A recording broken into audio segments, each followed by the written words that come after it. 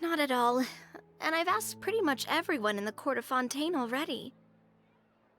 Lynette's ears drooped as soon as she heard that we'd have to be out and about for days on end. And Fremine, he hid himself under his helmet as soon as he realized there'd be people around that he didn't know. What about Chiori and Charlotte? I feel like both of them would be more than up to it. I've asked them already, but they're both pretty busy right now. I just gave the members of the Spina a few days off, too, so I don't want to bother them either. This is getting pretty difficult. Nadia, Clorinde, what's up? Oh my. Well, if it isn't my dear partners. How are you all doing? Huh. Navia? Huh? Oh, you mean... Yep, this is our chance. Do you need our help with something? Oh, precisely. My dear partners, we've got a huge problem right now that only you can solve. Whoa, for real? Absolutely. We've already exhausted all our other options. Traveler, Paimon, would you join us and play Marechaussee Hunter Judgment Day? Marechaussee what now? It's a new game script by the Tabletop Troupe, a local roleplay adventure club. Ever heard of the Tabletop Troupe? They put out games that allow you to participate in a story and roleplay characters with your friends. Oh, I've loved their stuff ever since I was a kid. That sounds super interesting. Clorinde and I are both veteran members of the club. Recently, someone came up with a new script and was looking for people to help playtest it for them.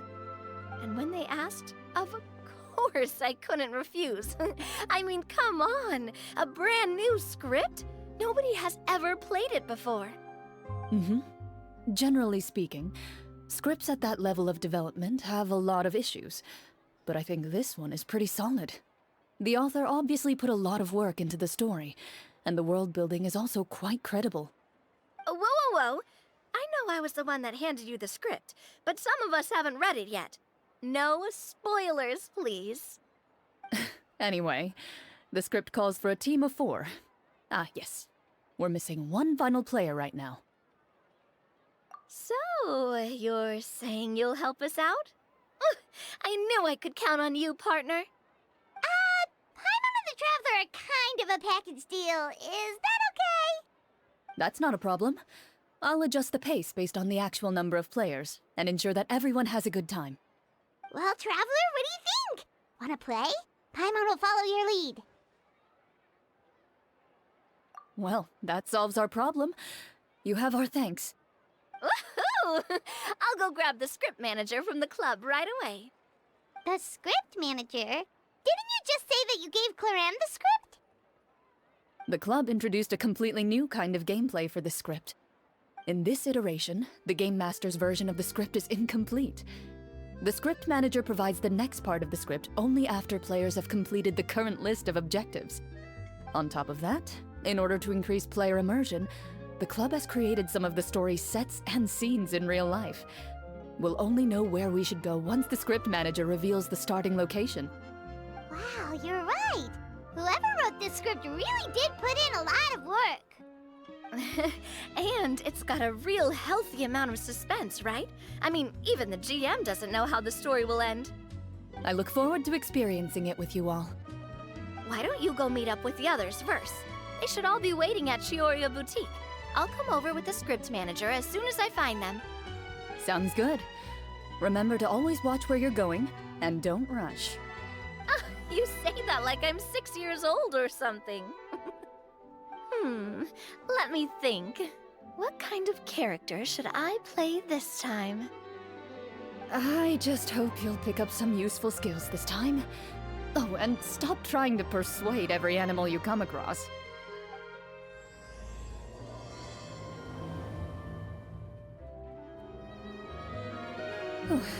Sorry to keep you waiting. got the Traveler and Paimon with you too. What a pleasant surprise. I assume you'll be joining us for the game then?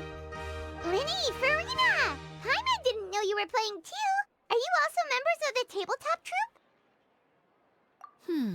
I'm more of a casual member, if anything. I haven't taken part in many formal club activities. Lynette Fremine and I play something similar at the Hotel Bouffe Tété sometimes, but I'm usually the GM. Still, I'm sure it'll be fun being a player for the first time. I'm looking forward to it. Well, I'm not a member of the club at all. Clorinde simply woke me up first thing this morning, said there was a good script worth experiencing, and asked if I wanted in. If you're interested, I can give you a referral. That should give you a 40% discount on membership fees. I think I'll wait to see how this experience plays out first, especially when it comes to the quality of the script. If it's sufficiently fun, then I'll join. Do you participate in a lot of tabletop troupe activities, Clorinde? You could say that. She's actually one of the few senior game masters of the troupe. Right. I knew about that even when she was still my subordinate. It's nothing. Really, just a small hobby of mine. Wow. Paimon's so used to seeing you be all upstanding and intimidating as the champion duelist. It's kind of hard to imagine you role-playing with a bunch of friends. Surely you jest. I would never intentionally make things difficult for my players. I maintain a clear boundary between my professional and personal lives. The me you see at court represents the law and order of Fontaine. I put all personal feelings to the side and grant a fair duel to all who seek to defend their honor. But in my personal life, I'm just an ordinary person. Someone who feels anger and sadness, just like everyone else. Well, you say that, but for all the time I've known you, I don't think I've ever seen you cry. I've seen you get angry, sure, but now I'm wondering whether you were actually mad or if it just looked that way from the outside. I was probably in work mode during those times. Is that so? Well, in any case, I just feel like even in your personal life, you don't get emotional very often. So you want to see me cry? That might be a little difficult. A show of anger, though, that might be something I could accomplish. No, that's not what I meant.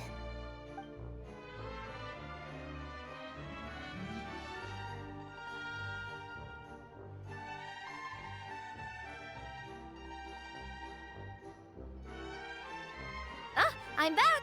Here, allow me to introduce you to the script manager, Mr. Florian. Pleasure to meet you all. Hello. Wait, are you a champion duelist too, Mr. Florian? Oh, no. This is just the costume provided by the club. I occasionally play a few of the roles in my scripts. That sounds like a lot of work. It's nothing. It's the least we can do to give the players a more immersive experience. Anyway, allow me to give you a brief introduction of the script. This script was adapted from the real history of the Marechaussee Hunters. You all will play the role of hunters from a bygone era and resolve a series of events unfolding in the capital. Paimon's not super familiar with the history of the Marechaussee Hunters. Is that a problem? Oh, no problem at all. I can give you a brief rundown. So, basically, Marechaussee Hunters were people who dedicated themselves to hunting monsters and protecting the city by using a special swordsmanship technique passed down over generations. Their story can be traced back to the ancient Remurian dynasty, as well as the first hunter, Cassiodor. But I'll leave the finer details for you to seek out and discover later. And I'll provide additional commentary as the story progresses. In that case, brave hunters, are you ready to set out on an unknown adventure? Whoa, just one sentence and it's like we're in the story already! Aha, I see many a determined gaze before me. Very well, head over to this location and begin your heroic journey. So, as we follow the story, it leads us to specific scenes? Ooh, sounds pretty innovative. What does the message in the envelope say? It's the exact location of the scene as well as the formal permission to use the venue. Huh, seems like they have everything prepared. Please check all your belongings, everyone, and make sure you haven't forgotten anything. Once you're ready, please follow me to the designated location. Sounds good. Hunter Squad, move out!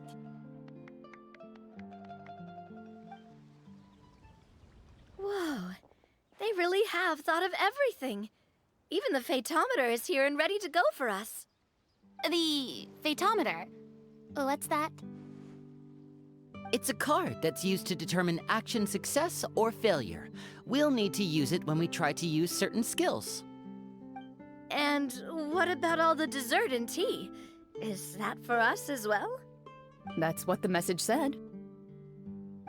Really? That's so nice. It feels just like a tea party with friends. Those snacks have Paimon's name written all over them. I think you might be more of a snack hunter than a marashose hunter, Paimon. Snack Hunter Paimon reported for duty. If there are delicious snacks to be found, Paimon will track down every last one. The desserts are great, but I'm still looking forward to the story more than anything. Very fair. Then, let us begin. First, please pick up the blank character cards in front of you, and write down your name and profession. You can find an abbreviated version of the rules printed on the back of your character card. If you have any questions, feel free to ask me. In this story, everyone is a marashose hunter. To reflect this, the club has prepared a small badge for everyone. Ooh, nice! As hunters, you have proficiency in swordsmanship and fighting by default, so there's no need to allocate any additional skill points to those areas. Swordsmanship? So there's a fighting part to all of this? Paimon's not sure she can do all that on her own. Maybe Paimon can just stick with you? Why don't you share a character card then? The Traveler will be the marashose hunter, and you can be her little floating assistant. Kinda like in real life. So, for the name, do I fill it out with the name of my character? Yep, it can be any name you like. You can use your real name too if you want. I do that whenever I get too lazy to think of a new name. Oh, so it would be like experiencing a different life, but still as yourself. That's not a bad idea. In that case, I think I'll continue to use the name Linny then. Next up is the skill sheet. You have a limited amount of skill points that you can use to learn a number of skills. The more points you invest in a particular skill, the easier it will be to pass associated checks. I'll take persuasion and investigation. Those are must-haves when it comes to missions like these. Oh, those skills sound like they'd be useful for gathering intelligence. Good idea, Navia. Just as expected of a veteran player. So should we also take those skills then? Not necessarily. Since we're working together as a team, we could leave the negotiations to Navia and use our skill points to pick up other useful skills. For example, I think I'll take stealth and sleight of hand. That will give us more options if we run into any situations we can't negotiate our way out of. Oh, interesting. I wasn't thinking about it like that. I suppose it's not so different from an acting troupe. Everyone has their own role to play. Let me see.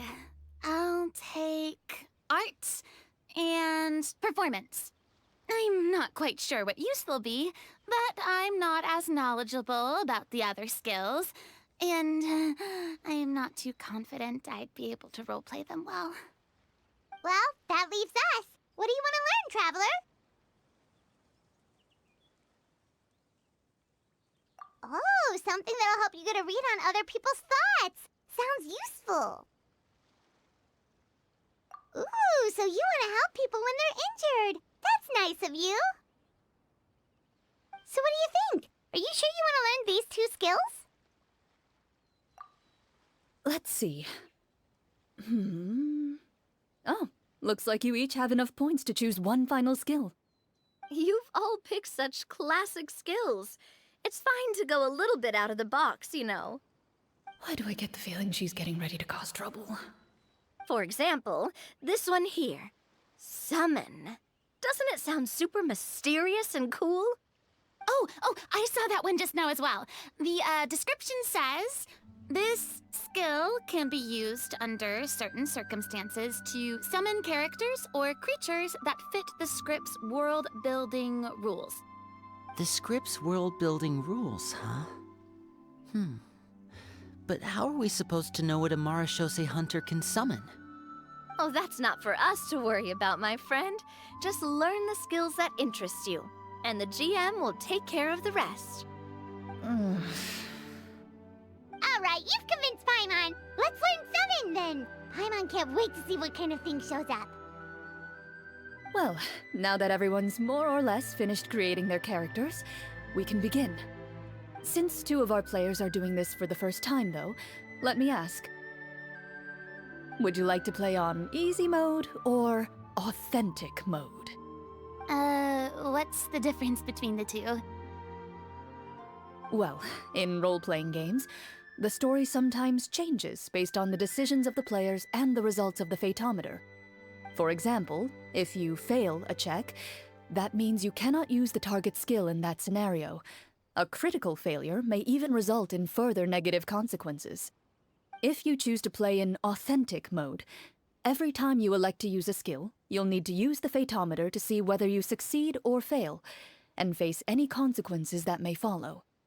If you choose easy mode instead, every check will be successful by default, and you won't have to worry about luck playing a factor.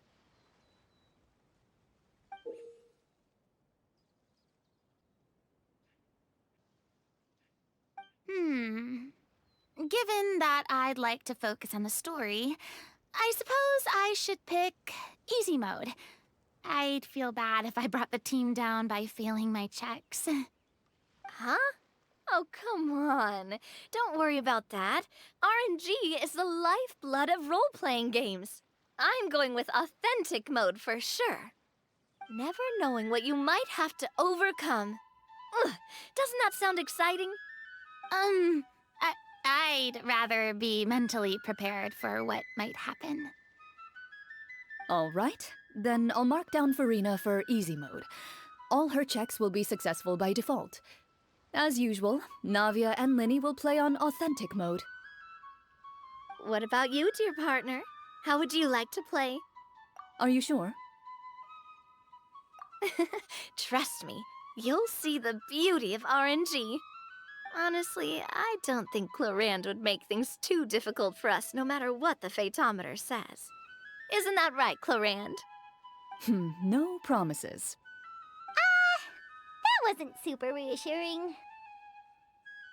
Well, anyway, enough talk. Let's get started. I want to experience at least a good chunk of the story today. Speaking of the story, why is the beginning scene on a beach? Well, that's because...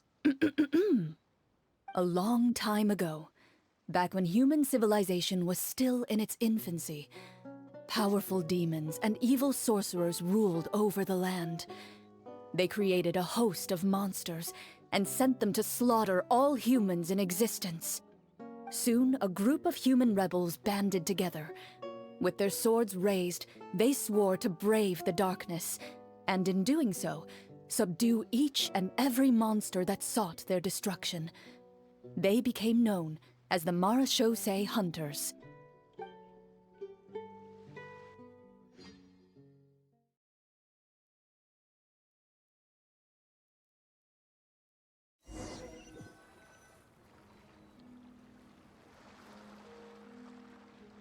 Sometime later, as a member of the Marashose Hunters, you receive a commission. Following the address provided on the message, you take a boat and arrive at this strange city. As you inhale, you can taste the slightly salty air of the docks as you begin to survey your surroundings. There aren't many people in the vicinity, but you do take note of a few others who, like you, seem to be sizing up this place. Your eyes meet, and you realize these people are fellow Marashose hunters, likely led to this location after receiving the same commission as you. You're all marechaussee hunters too, right? Allow me to introduce myself. The name's Navia, monster hunter by trade and helpful neighborhood businesswoman on the side. What say you to traveling together? We can help each other out on the road. Okay, count me in. My name is Linny. I've been wandering since I was little and picked up a few less than legal tricks along the way. I was adopted by a marechaussee hunter and later chose to follow in his footsteps. Is this where you introduce your character to everyone? It sounds like they've done this dozens of times. My name is Farina, and, I grew up in a noble family. I always had a strong interest in performance and the arts. Even though I'm a marechaussee hunter, what I really want is to be a performing artiste. Hey, that's really cool. You can do it, Farina. That's exactly how it's done. Paimon is Paimon, a good friend and companion to this marechaussee hunter right here. I've been studying medicine ever since I was a child. I want to do my part to eradicate these monsters and use what I've learned to heal others. Oh, welcome. When we face the monsters, I'll make sure to charge in front to give everyone some cover. You can take care of the healing at the back. You open your envelopes at the same time. The message reads, "To the honorable and trustworthy marechaussee hunters, our kingdom is currently facing a grave crisis. The lands outside the capital have been overtaken by monsters, and our people are being led astray by forces of wickedness. We beseech you, please help us resolve this crisis and return peace and stability to our home." Huh. The layout of this city looks super familiar. It kinda reminds Paimon of Mondstadt! The scriptwriter must have used a real-world city as a reference when coming up with the map. As experienced hunters, the layout of the city reminds you of places once traveled. You recall the sight of tree-lined streets and the gentle tranquility of days gone by. Yet, as you regard the city in front of you, it appears to be little more than an empty shell. Its hollow gates are open to you, beckoning you to come forth and bring salvation back to the town. I carefully read every line of the letter and turn my attention to the signatures at the bottom. Who issued this commission to us? You see a long string of unfamiliar names. It would seem that many of the residents of the city issued this commission together. They sensed that things were not right within the kingdom and sent a distress signal to the outside world. In that case, why don't we take a walk around the city and see if we can learn anything from the local residents? Oh, good idea. We might be able to get some leads on the monsters and bad guys we're after. You look up and see a tavern nearby. It appears to be open for the day. Why don't we go check out that tavern? If the novels I've read are anything to go by, taverns are usually full of information.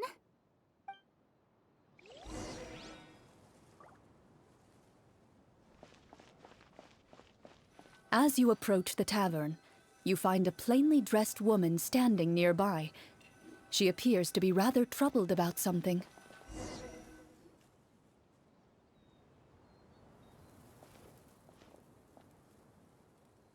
Greetings, friend. Lovely weather we're having today, don't you think? Oh, hello.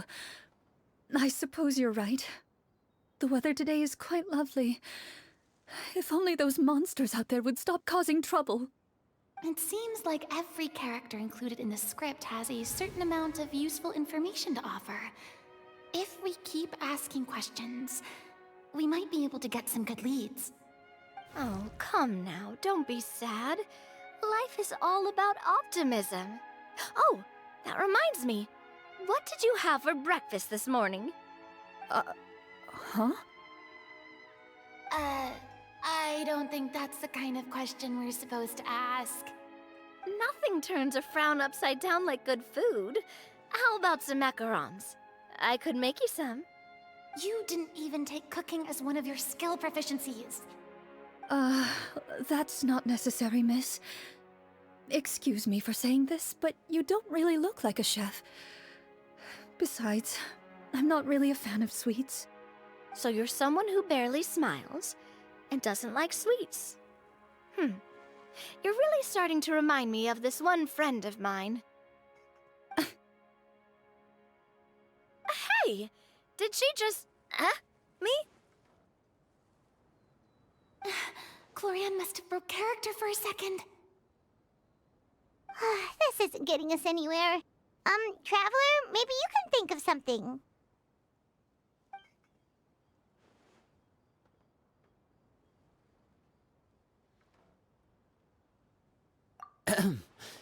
Miss, we'd love to learn more about the monsters you mentioned. If you're willing to open up to us, we might just be able to help resolve the troubles you're facing.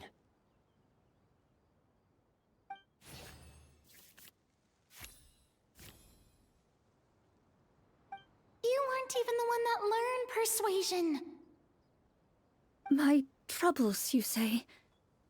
I'm not sure they're so easily resolved, but I suppose it wouldn't hurt to share them with you. A horde of monsters suddenly appeared near the capital recently, so all the guards were dispatched to fight them.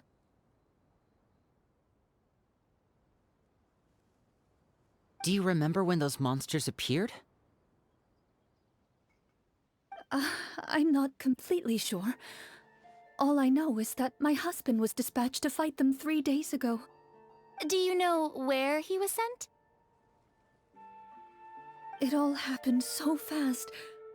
When we said our goodbyes, he couldn't even tell me where they were sending him. You have our thanks, friend. We'll find and defeat those monsters as soon as possible. We sincerely hope your husband will be able to return to your side soon. Oh, thank you. Don't worry. We'll find him. Just try to remain optimistic and wait for good news.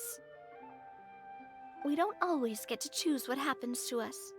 But we do get to choose the little things, like what we eat and how we respond to the things life throws our way. I hope that one day, you too will recognize the power of something as small and inconsequential as a delicious dessert. I'll do my best. You bid farewell to the woman, and continue your journey further into the city.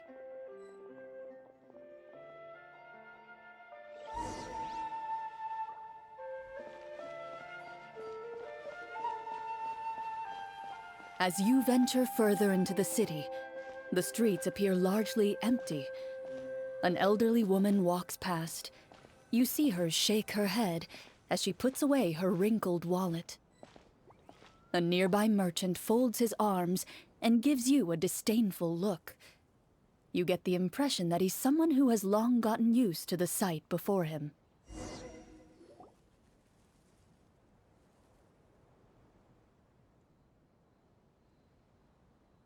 Although he doesn't seem very friendly, merchants are usually a good source of information, right? Pardon me, sir. I'd like to ask a question if I may. That depends. How much are you willing to pay? How about this much? What do you take me for? Some lowly beggar? You can't even buy half an onion with that amount. Surely an onion can't be that expensive, right? What do you know? War's nearly upon us. Everything costs several times what it did before. If you're not gonna buy anything, then scram. Whoa, what a nasty guy. Maybe we shouldn't even bother talking to him. But he still might have information we need. Traveler, can you think of something? Sir, we came to this city to solve the very problem you seem to be referring to. The war you mentioned, would it happen to be against the monsters outside the city? If you happen to be well informed and know a thing or two about what's going on, we'd appreciate it if you could share that information with us. After all, the sooner this problem gets resolved, the easier it will be for you to do your business.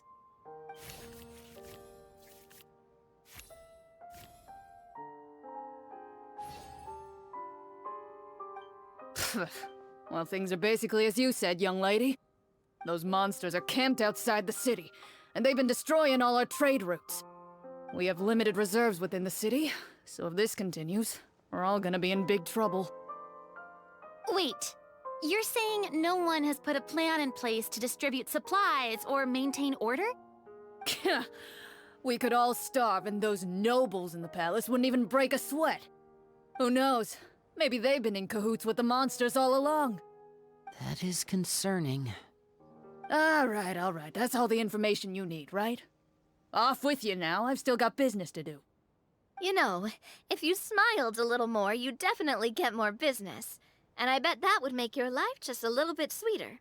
I'm not saying it's guaranteed to work. It's just a tip.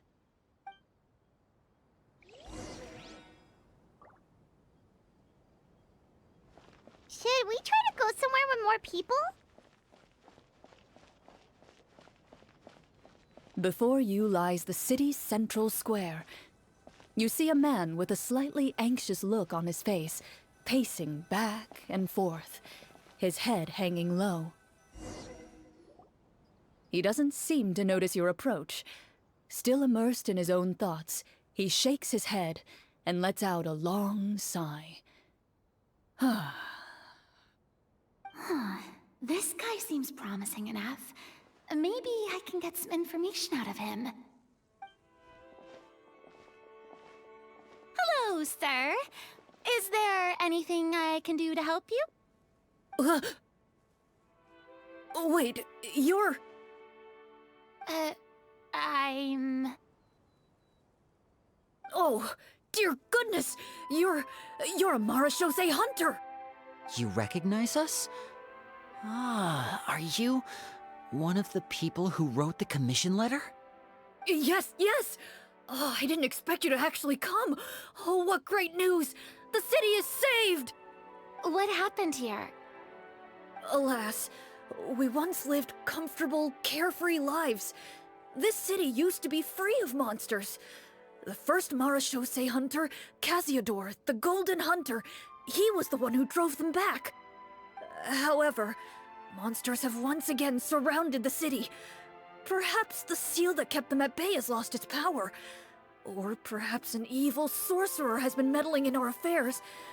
All I know for sure is that their return has stripped the city of any chance at peace. Are there not enough soldiers to drive them out? It's not a question of numbers.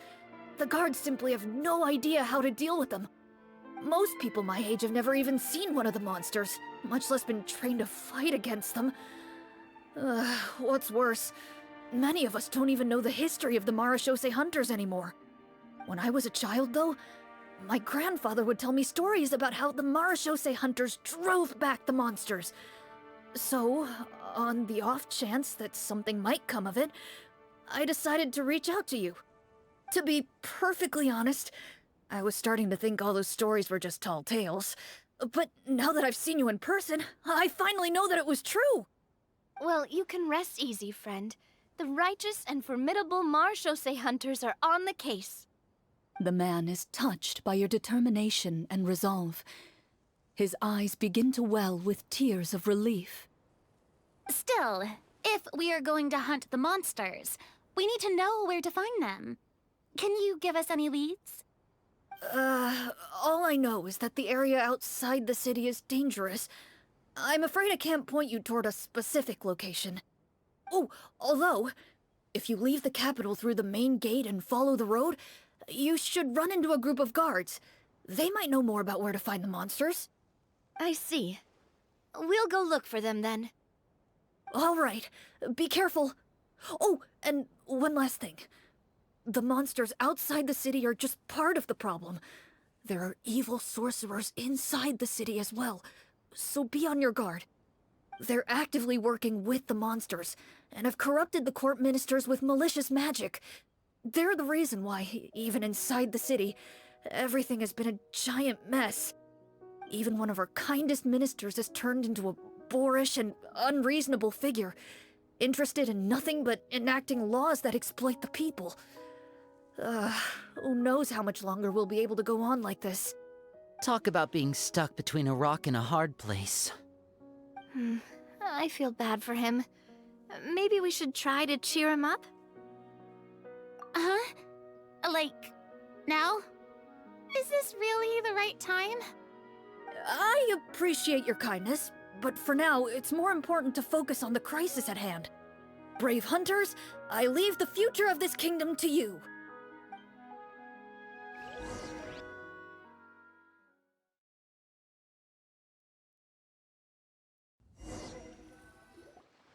If I understood correctly, there are currently 2 problems in the kingdom that need solving, right? Exactly. We need to defeat the monsters outside the city and take down the evil sorcerer stirring up trouble from within. But which problem should we tackle first? Well, this seems like a good moment for a break. Take some time and discuss what you want to do. Let me know when you've made your decision. I really didn't expect the people in the city to keep us at arm's length like that. I totally thought the hunters would be treated like heroes. Well, Clorinde said the script took cues from the real history of Fontaine, right? Maybe the real-life Marachose hunters were also treated like that. I wouldn't say it's a perfect representation of history, but there are definitely some similarities. Would you like to hear more about it? Sure. As long as it doesn't spoil anything in the script. You brought up bits and pieces of the hunter's history before, but it was all in passing. Paimon wants to know too! The hunters were super powerful, right? Were they all from a special line of supernatural beings or something? Kind of like the yokai in Inazuma? No. All Marachose hunters were ordinary mortal fighters. The only thing that set them apart were the special sword techniques passed down over the centuries. Huh? So you mean anyone could become a Marachose hunter? In theory, yes. All you would need to do is survive the rigorous training and master the swordsmanship techniques required to fight the monsters. Still, most people dropped out at the early stages, and others called it quits the minute they saw a monster in person. To become a hunter, you must be strong in both body and mind. What kind of monsters did the hunters fight exactly? Oh, and the evil sorcerer the script mentions. Did they exist in real life too? The land of Fontaine once played host to an ancient dynasty known as Remuria.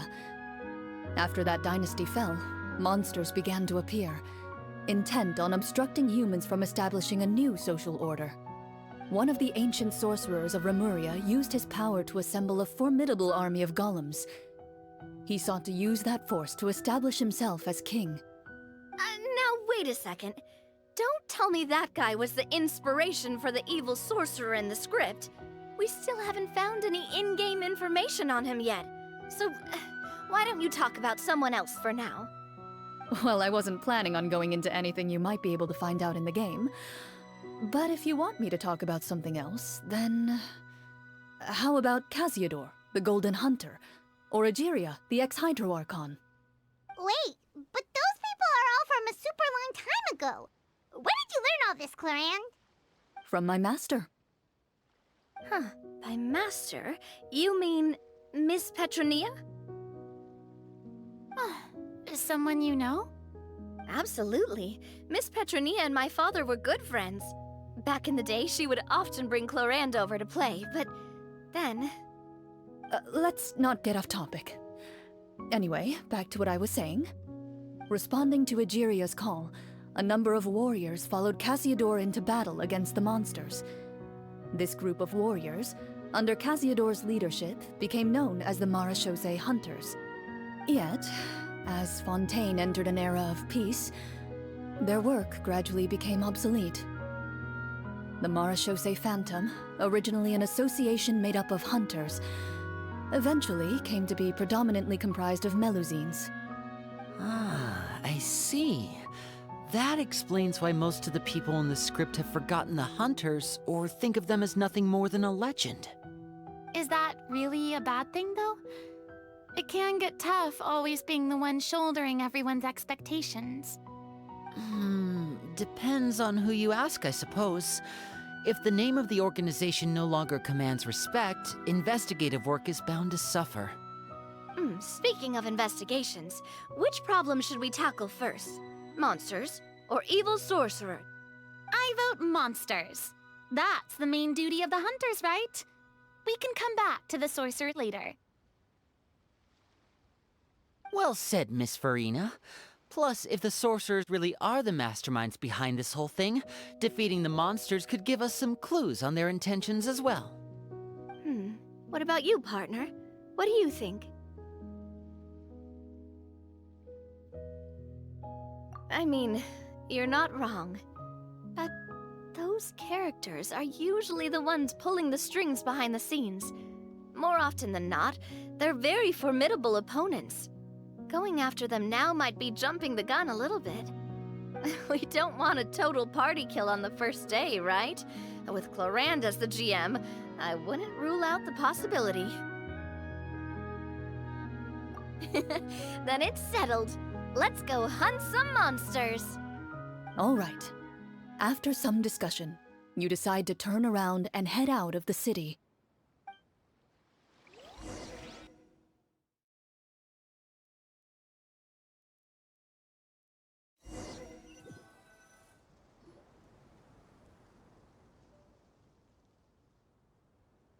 Let's take a look around, like that guy said. You there! Outsiders, halt! Who's there? An armored man approaches you. He has a tall, muscular build and a determined expression in his eyes. Just one look, and you can tell he's fought in his fair share of battles. Although he's trying his best to conceal his current state, his uneven gait and the sweat dripping down his forehead make it obvious that he's been wounded and is in serious pain. I'm the captain of the guard. I saw you sneaking around the city earlier, so I'll only ask this once. State your purpose, or it's off to the dungeons for the lot of you. Wow, it's been a while since someone's been this suspicious of us. I said talk, not whisper between yourselves. Have you ever heard of the Marchese hunters? Marachose hunters? Ha! That fairy tale, you mean? What, you expect me to believe you're one of them?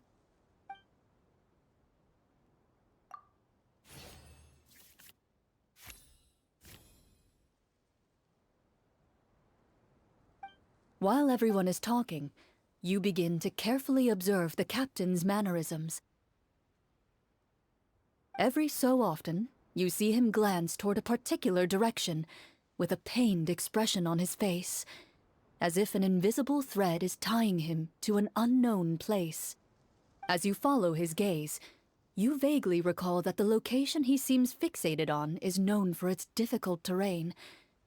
Any battle that breaks out in a place like that is likely to be prolonged and devastating. Wait, is that where the monsters are? Outside the forest, in the area with the difficult terrain? The captain is taken aback by your sudden question. Still, his shock only lends credence to your theory. You're looking to fight the monsters? Well, we're Marchese hunters after all. You could say that's basically our job. He shakes his head and continues to regard you with skepticism. In the end, he decides to inform you of the locations where the monsters have appeared. Those monsters aren't easy to deal with, but if you insist on going, I won't stop you either. I just hope all the guards will be able to come back to their families alive. I wish you the best of luck.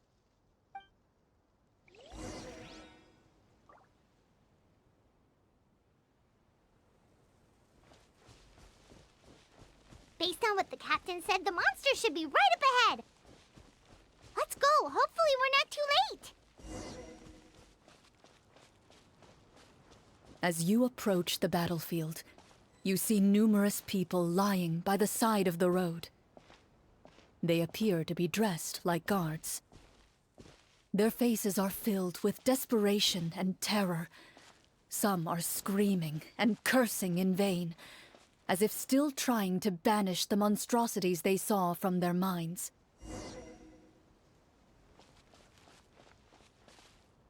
A few of the wounded look up at you in shock and disbelief. "Quick, leave this place! Turn around and don't look back!" they yell.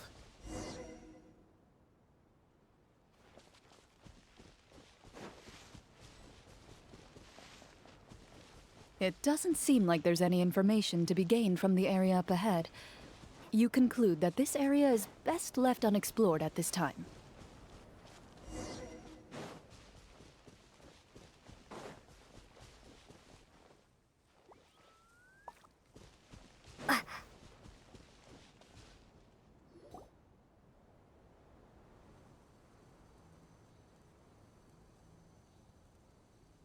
This is the place he mentioned, right? You see broken iron swords scattered all around you, and downed trees riddled with terrifying claw marks. All the signs point to one thing. A truly devastating battle just took place here. Be on your guard, everyone. The monsters might still be around. Before you can finish your sentence, you hear rustling sounds from the surrounding bushes. The monsters have emerged. They close in on you without fear. You get the impression that, in their bloodthirsty eyes, you're just another meal for them to devour. A little help here! This thing wants to eat Paimon! Your battle round begins now.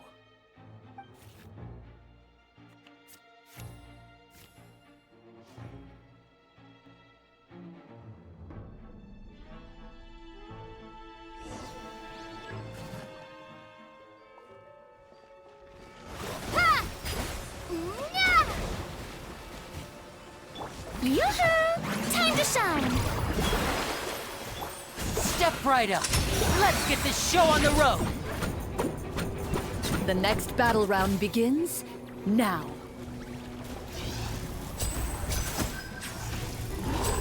Yeah. Yeah. The monsters let out a terrifying roar of anger and resentment before dissipating into thin air. Ugh, thank goodness it's over. We're lucky the Marashose Hunter class came with all those preset skill points. Otherwise, we would have been in some real trouble. I never knew the photometer even determines the amount of damage you inflict. If you get unlucky, isn't it just game over right then and there? That's part of the fun. The uncertainty of fate is what gives these games their appeal. Just as you begin to celebrate your victory, a suspicious lump on the ground catches your attention.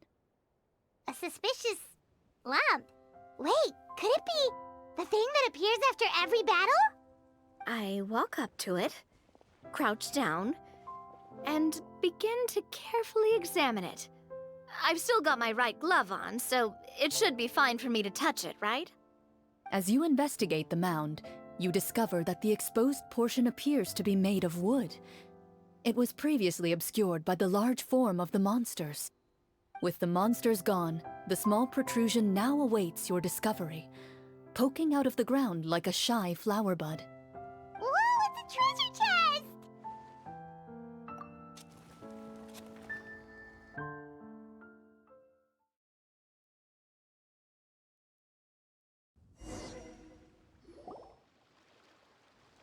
With everyone's help, you successfully excavate the wooden chest from the ground. Even without opening it, you can tell from the mora and jewels scattered around the chest that it must contain quite the fortune. Makes sense. We worked hard for this. Let's open it and we can share what's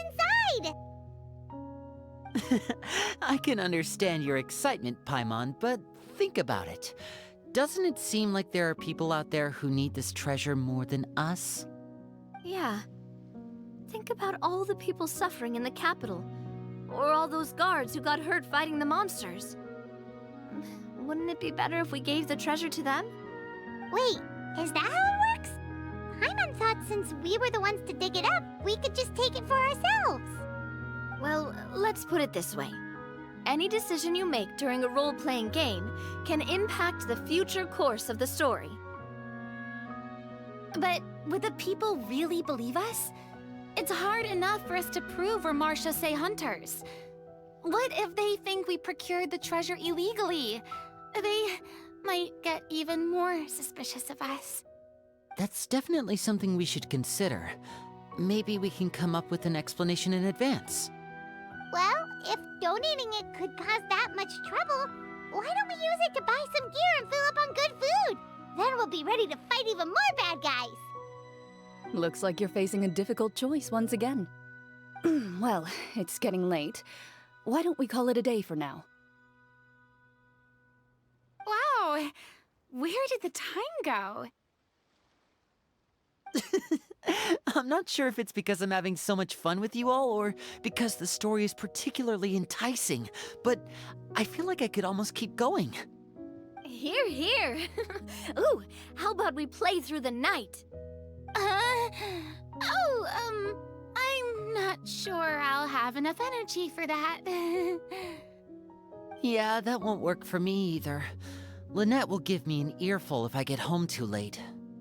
I understand how you feel, Navia, but we have to change venues for the next part of the story anyway. Huh? Another location? Mm-hmm. There's a special note for the GM at the end of this section that says to proceed to an indoor set for the next part of the script. Whoa, they really pulled out all the stops for this new script.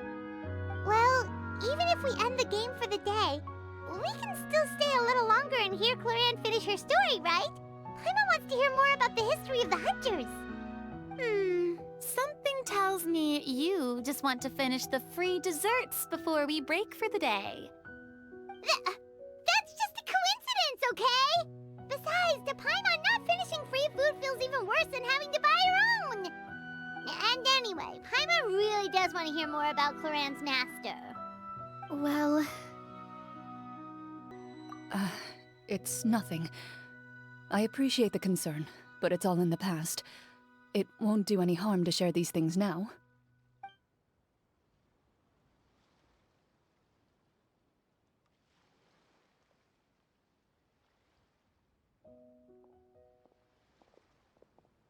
My earliest memories are of living with Master. According to her, she saved me from certain people of ill repute. My birth parents had left me behind some time before that. What a heavy beginning for a life story. Master was a fascinating individual, if inexperienced in the ways of raising children. My first ever toy was a short sword.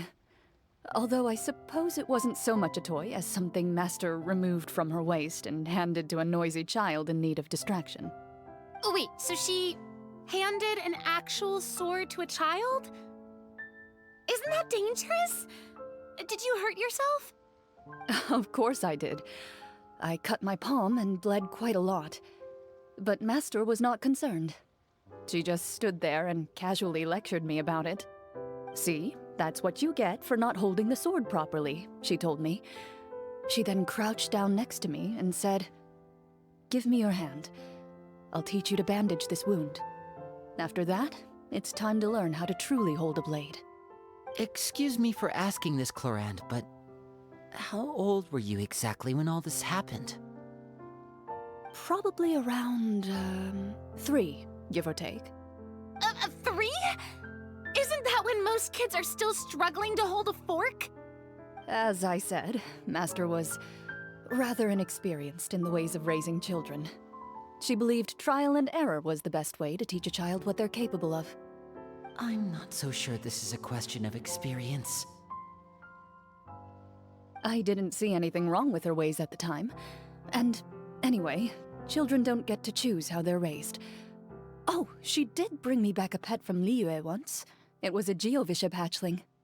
A Geovishap hatchling? For a pet? That seems even more dangerous. What she said was this: make sure to get along, you two. If you really can't agree on something, just settle it with a fight. Whoever loses is the real pet. And how old were you when this happened? 5. Well, did you win? No, I lost. So you're saying you actually became the Geovishop's pet? Yes, but only for a week. By the end of that week, I defeated it in combat, and we've shared a cordial relationship ever since. That really doesn't sound like the kind of childhood someone should have. Later on, I gradually understood that Master most likely didn't know any other way to raise a child. She was a marechaussee hunter, but I never heard her bring up her own parents. Thanks to her, I learned how to navigate the forest by the age of 6, and could hunt monsters in the wild by myself the year after that. Even though the training she subjected me to was strict, she always made sure to take me traveling when she had the time. We met many of her friends during those days. That was also how I met Mr. Callis and his family. I still remember the first time we met. You were too scared to join our picnic and hid behind Ms. Petronia the whole time. I still hadn't really met many children my age at that time, so I didn't know how to interact with others. After that, though, you started coming over a lot. You loved challenging people to shooting competitions, remember? I don't think many members of the Spina ever beat you in one of those. I had a lot of fun during those days. I enjoyed them too. Oh, do you remember that one time we went exploring around the Spina together? We overheard Papa call your master Fontaine's Protector of Justice. We tried to pretend like we never heard anything, but you nearly let it slip that one time.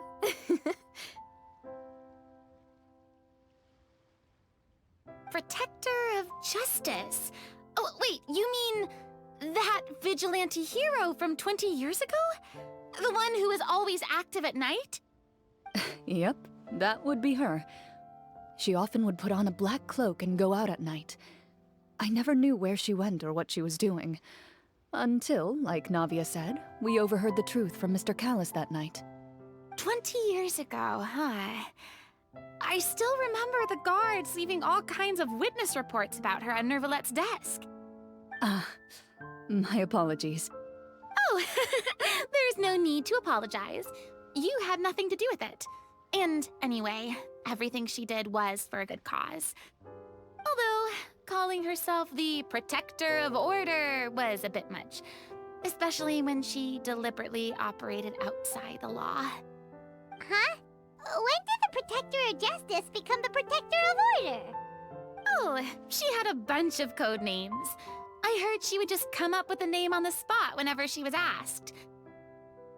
Later on, she probably got sick of answering those questions and decided to stick to just 2. The Protector of Justice and the Protector of Order. That sounds like her, all right. I bet she forgot which of the 2 she'd use by the time she got back each night. Well, she certainly sounds like a fascinating individual. With her strong sense of justice, it's no surprise her student followed in her footsteps. It's true. I always wanted to become like her. Someone powerful, independent, and with a strong sense of conviction. But...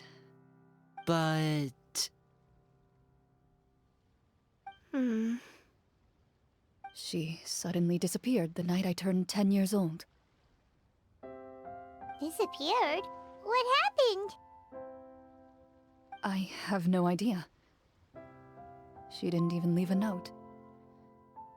I was never able to find out where she went.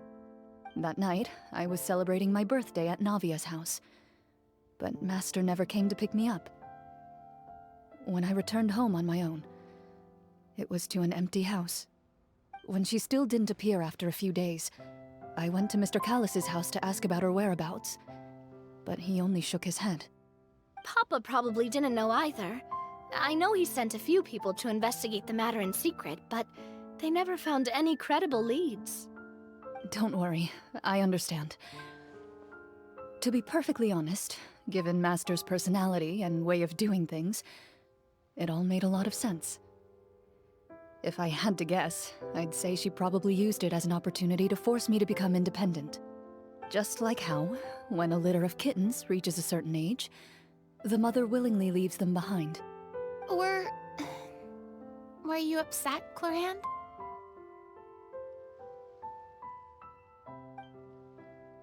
I was at first, but not anymore. I don't believe Master would suddenly disappear for no reason. There must have been something she just had to do. Well, despite everything, you still managed to follow in her footsteps and become the greatest champion duelist in all of Fontaine. You're practically a living symbol of law and justice. I suspect my position would be far too by the books for her. Master always did whatever she pleased. But you're right. I suppose I do take after her in some ways. Who knew Clorinde had such an interesting past? I never had the chance to ask her about it before. I wonder if Clorinde's master were the champion duelist back then, would that duel against Mr. Callus have gone differently?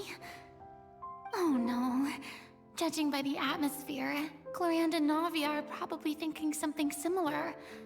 The mood just got super awkward all of a sudden. Well, anyway. Would you look at the time? It's getting dark, so we should probably call it a day for real this time. If we keep talking like this, we really will be here all night. I had a great time today, Miss Clorinde. Thank you for being our GM. Anytime. The script was good, but I've got to say, your childhood stories were even better. Hey, you should tell us more about that fight against the Geo-Bishop sometime. Maybe your master was onto something. You could be right. What does she mean, onto something? I certainly don't know any 5-year-olds who want to fight a bishop in their spare time. Guess I'll head back as well. I need to save my energy if I want to continue enjoying the story tomorrow. You're that excited to hear about my fight with the bishop? I was talking about the script.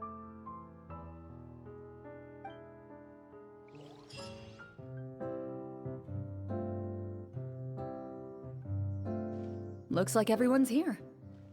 Now, before we begin, why don't we finish where we left off yesterday? There was an important decision to be made, yes? I'll pour everyone a cup of tea. Is that really the most important part, though, Clorinde?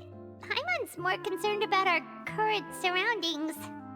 Heavy walls, cold railings, dim lights. This is obviously supposed to be a prison. I admire the work put into the set. Still, it's obvious the scriptwriter has never paid a visit to the fortress of Meripede.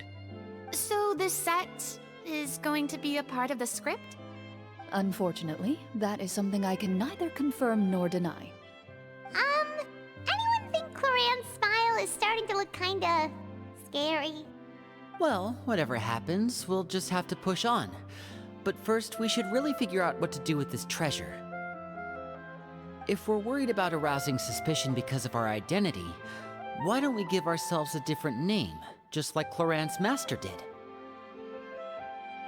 Yeah, it might be better to keep a low profile. As long as we're helping people, it doesn't matter who we are or what we're called. Staring at me won't get you anywhere.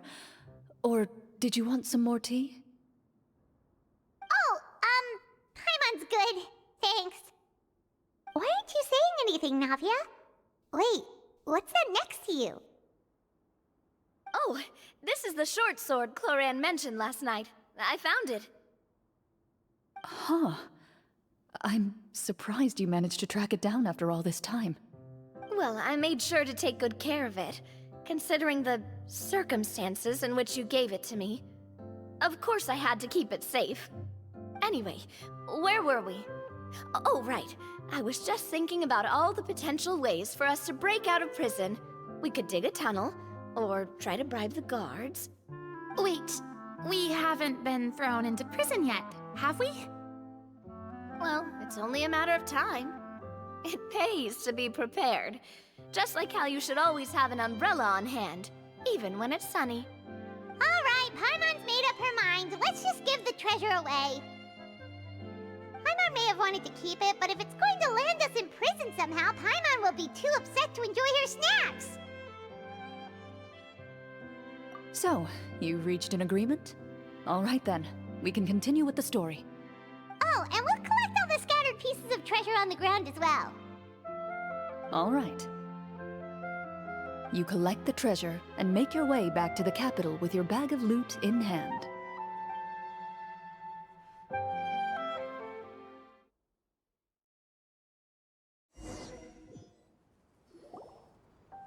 The city is still shrouded in a gloomy, oppressive atmosphere, but your spirits are surprisingly high. In places where sunlight struggles to reach, you generously share your wealth with the children, the elderly, and the poor in urgent need of help. Thank you, kind soul. The elderly woman's look of gratitude follows you as you walk away, her eyes never leaving your back until you move entirely out of sight. However, there's still quite a bit of Mora remaining. It appears you haven't made much progress. She's probably trying to tell us to speed this up. We need to hurry up so we can address the sorcerer problem. Should we go find that man again at the square? He seemed like a pretty responsible guy. I'm sure he knows the people here far better than us. Oh, good idea! Just as you start to make way to the square, intent on finding the man again, there's a voice.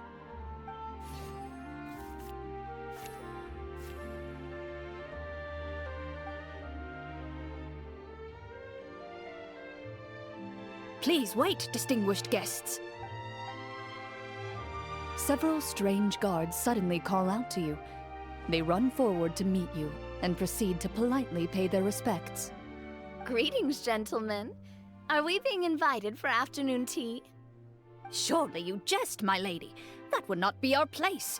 It is His Excellency the King who requests to meet with you. Please come with us. Do you think this could be a trap? Well, we have to investigate the court at some point, right? Meeting the king himself would be a fantastic opportunity to do that. I say we go for it. If something happens, we'll just turn the whole place upside down. That sounds a little intense. After a quick discussion, you nod to the guards and agree to follow. They lead you all the way to the audience hall of the palace. Gilded tables line both sides of the hall. The space itself is adorned with all manner of expensive antiques, glass shelves, and silver candlesticks. The items appear quite ordinary in size and dimension, yet their presence somehow makes the emptiness of the hall feel even more surreal and ominous. Wow, it's so luxurious! The elderly king, clad in a magnificent robe, sits upon the deep crimson throne before you. He wears above his head a majestic crown, with a gemstone the size of a bird's egg set right at the very front. As you observe it, you see a complex pattern of light reflect off its surface. They're here, Your Majesty. A man dressed in dark clothes, likely a minister, shields his mouth with his hands and bends down to whisper a few words to the king. After a moment, he lowers his hands and stands back up. His gaze shifts to fixate on your group, but he does not move from his place at the king's side. The king does not appear entirely aware of his surroundings. The man by his side, though, we should keep a close eye on him. The king remains still and says nothing. The minister is the one who speaks. Esteemed guests, allow me to thank you for coming to our faraway kingdom. Unfortunately, His Majesty the King finds himself quite exhausted from work. So please allow me, his Prime Minister, to welcome you in his stead. I've heard tell that your group, the Marechaussee Hunters, used your exceptional ability with the sword to repel the monsters near the capital. Such a great deed deserves to be rewarded. However, seeing that I was not fortunate enough to observe such a feat with my own eyes, you'll forgive me for seeking to verify the truth by speaking to you myself. Well, we've got nothing to hide. You brought us here to talk, right? So we'll just explain what happened.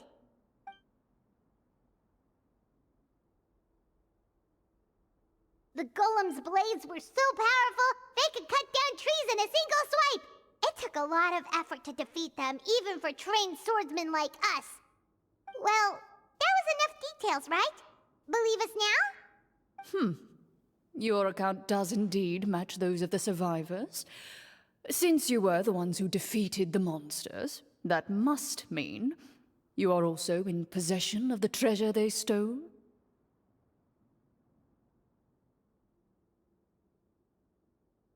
Well, we did take the treasure, but... How did he know about the treasure? Then I must ask that you return it at once. It belongs to the kingdom. Wait, but didn't you just say that our great deed deserved a reward? Shouldn't the treasure be considered a part of that? Yes, that was indeed what I said. But you seem to have forgotten a very important distinction. Only that which is freely given by the king can be considered a reward. Taking the rightful wealth of a kingdom without said permission, on the other hand, is a crime. But that's completely unreasonable. Yeah, that makes no sense! If it weren't for us, the treasure would still be buried underground somewhere! Maybe so, yet the fact remains. You tried to dispose of the treasure without reporting it to the court and without receiving permission, yes? What, no answer? Surely you're not insinuating that you, a group of legendary marechaussee hunters, sought to take the treasure for yourselves? Well, what about the king? Is he just gonna let this guy talk for him the whole time? Clad in his magnificent robe, the king remains seated, with his hands resting on either side of the throne. His posture is rigid and unmoving. He stares forward with an empty look in his eyes, completely unmoved by the events before him. From the look of things, could the Prime Minister be the evil sorcerer? Or could both the King and the Prime Minister have fallen under the evil sorcerer's control? I would like to observe the number of guards stationed in the hall. The guards in the palace appear fully armed, their expressions solemn. Sensing the tense atmosphere in the room, they stand at the ready, each with a hand placed upon the hilt of their sword, as if prepared to draw their weapons and surround you at a moment's notice. Well, there goes my plan to turn the whole place upside down, I guess. It appears we've been visited by nothing more than a group of ill-intentioned imposters. What a pity. Guards, take them away and throw them in the dungeons. Before I decide your fate, however, I must first determine whether you have any accomplices outside the court. Can't we try to slip away? Or maybe start some kind of riot? But if we try to fight the guards right now... Don't worry. At least we figured out who's behind all this. Let's just play it by ear. If you're scared, Paimon, just hold my hand. Aw, thanks, you guys. You allow yourself to be led away by guards surrounding you on both sides. It's only when you begin to feel drops of water falling from the dungeon ceiling and smell the stench of death and decay all around you that you finally realize you've stepped into a completely different world. Stay here, and don't try anything funny. The guards lock the cell door and leave without looking back. Wait, sir! Your voice echoes through the dark hall, but the only response you receive is the sound of water dripping from the ceiling. No! What should we do now? Carve out a new path of fate with our own two hands, of course. I draw my weapon. You reach toward your waist, but find nothing there. You now recall that your weapons were confiscated before the guards locked you in the cell. The bag of treasure along with them. What about that knife I hid in my boot? When did you hide it in there? When I was thinking about digging a tunnel. Rejected. You failed to inform the GM of this course of action.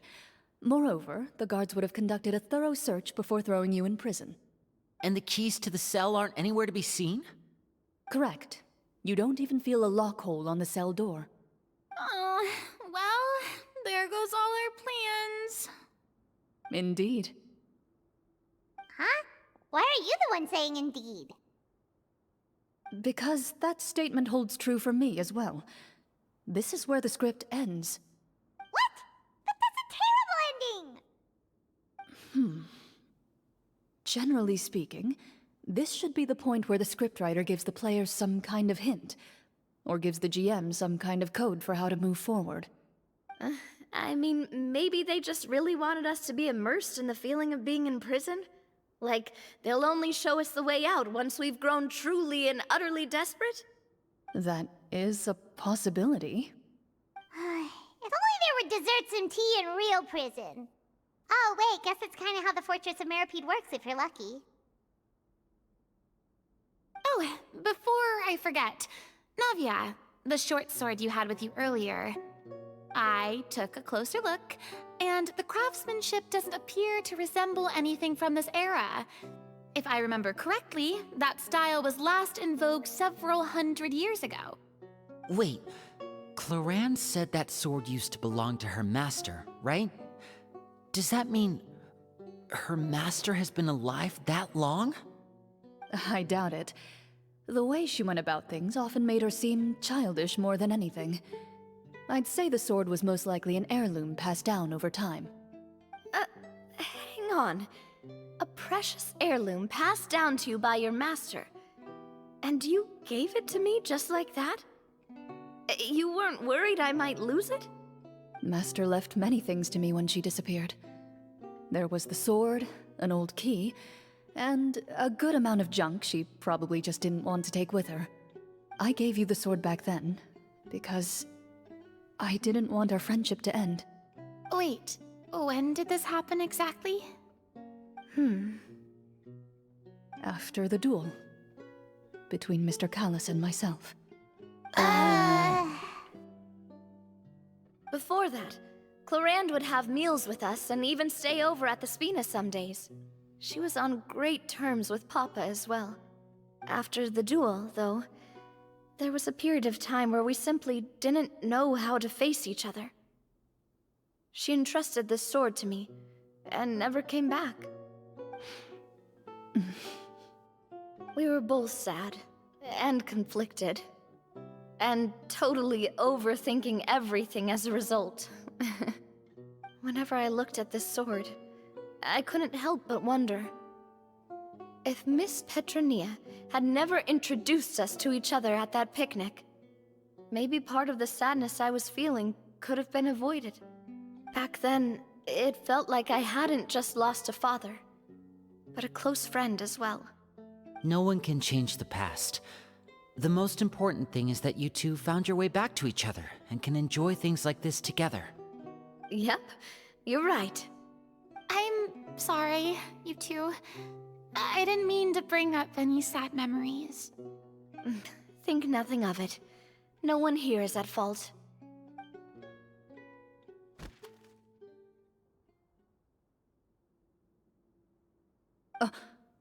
Huh?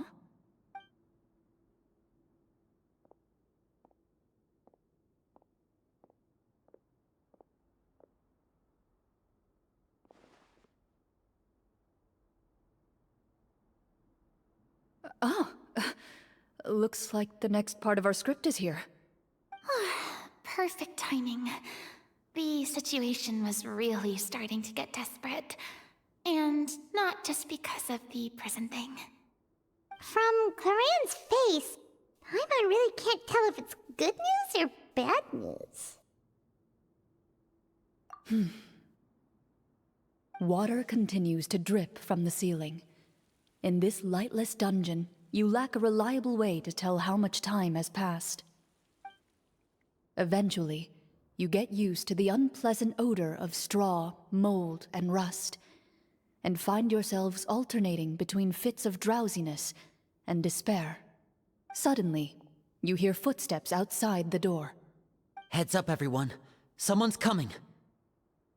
Gather close, everyone, and keep your voice down. Who are you? I work as a guard in these dungeons, but my true identity is the same as your own. I'm also a marechaussee hunter. Huh? Shh. I've already sent away the other guards, but if we make too much noise... I understand, but how can we be sure we can trust you? The king has issued a formal decree. In light of the irrefutable proof of your crime, you're to be executed before tomorrow's sunrise. If you want to escape, it has to be now. Executed? We barely did anything! Monsters appearing at the same location as the treasure. Could this entire thing have been a trap? There will be time for speculation once we're out of here. As for my identity, I have no way to prove that to you just yet. Infiltrating the capital was difficult, and finding a chance to speak with you has taken a lot out of me. I could go on, but I think we can all agree that now is not the time for details.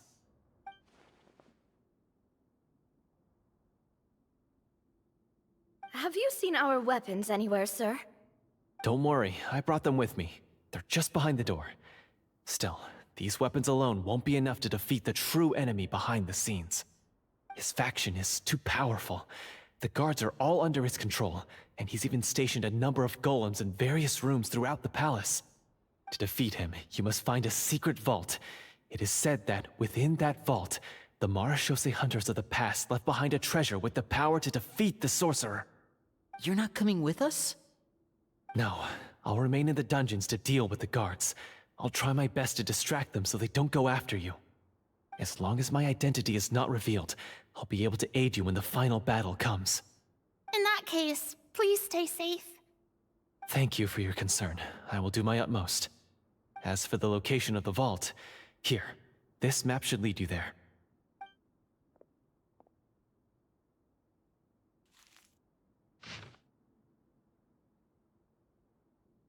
Got it.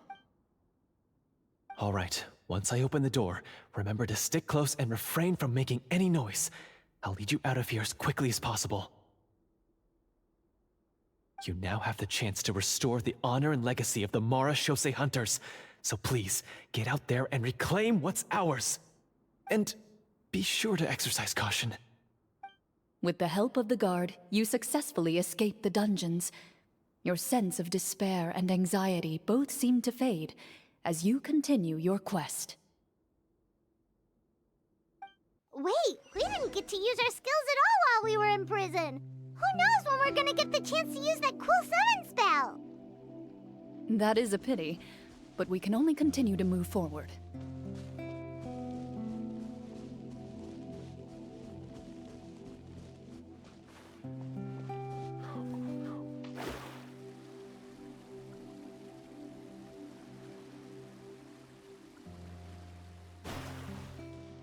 This should be the place marked on the map. This bit of rock certainly looks suspicious. Well, I'd say an investigation's in order then. Plus, if all else fails, we can just blow it up. Wow, you really meant that! Before you lies a serene stretch of open water, its surface shimmering a brilliant shade of sapphire blue. Well, guess this means it's time for a swim!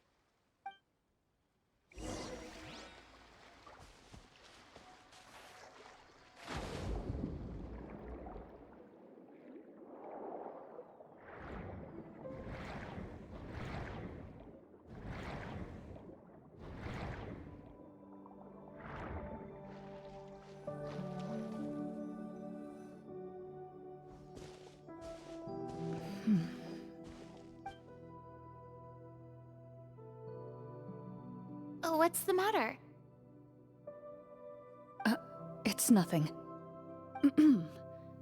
As you step into the cave, you find yourself in an eerily quiet space.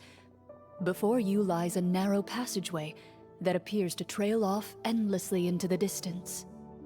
Wow, this must be where the treasure is hidden. But this door is blocking our way in. It almost looks like it's been here for quite some time. I've got to hand it to the tabletop troupe. They really went all out with the props.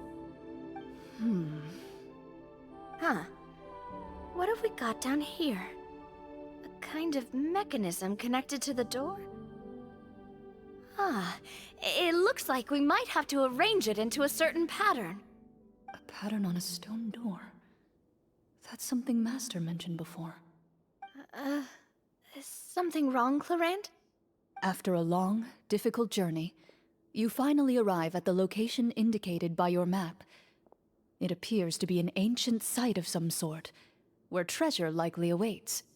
Your surroundings are exceedingly quiet and serene, as if the secret that slumbers here has never once been disturbed.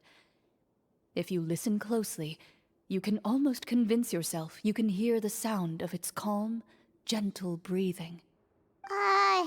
That description makes Paimon feel kinda bad for disturbing this place. We're doing this for the sake of the people, to free them from the evil sorcerer. I say it's time for this treasure to once again see the light of day. Linny's right. We need to keep going. The future of the kingdom depends on it. The next part of the story requires us to solve the puzzle, right? Let's start exploring the area. Yes, that should be fine. Something feels off about all this. Guess I'll just have to improvise.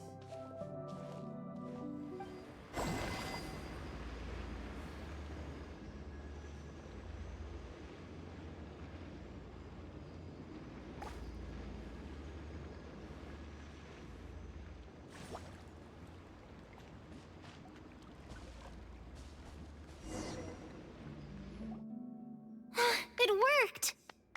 Something just appeared. Some kind of new mechanism, maybe? By solving the puzzles, you prove yourselves worthy of inheriting the secrets of the past. At the end of each puzzle, you're rewarded with With? a key. Oh, it must be the key to the big door. Huh? This is one of the Marechaussee Hunter keys that are passed down from generation to generation. It looks just like the one Master passed down to me. It is said that 4 keys in total are required to form the final, complete key. And it seems like we just collected 3 of them. That must mean... Huh? What's wrong? You hear a few strange noises. Suddenly, all the torches in the ruin go out at once. Huh? What's going on? Did we fall into another trap? For the sake of immersion, please close your eyes, everyone. Without the torches, the space is now completely dark, and you cannot see anything.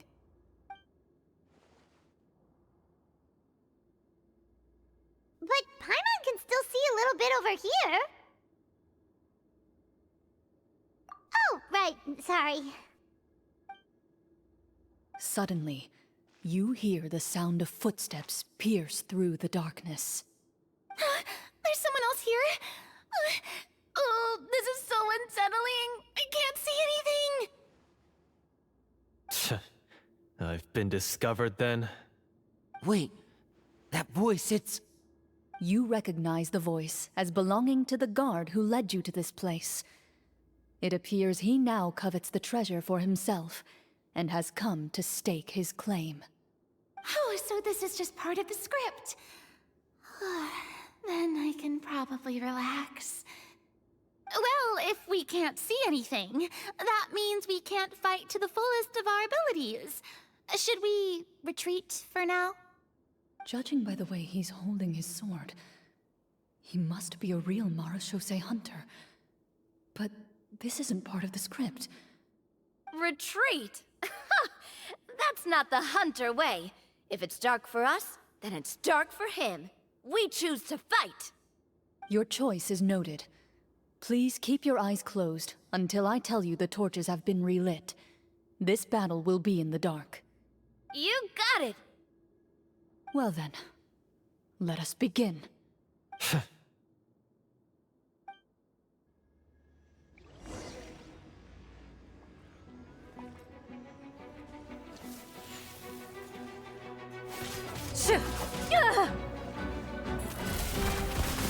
I'd like to try to hit him with my sword. Your strike is successful. Ha! You're facing a veteran Is he still standing? Is it over? Can we open our eyes now? The enemy is strong and relentless, but the battle is nearing its end. The torches have not been relit. What about now? Final strike. Ha!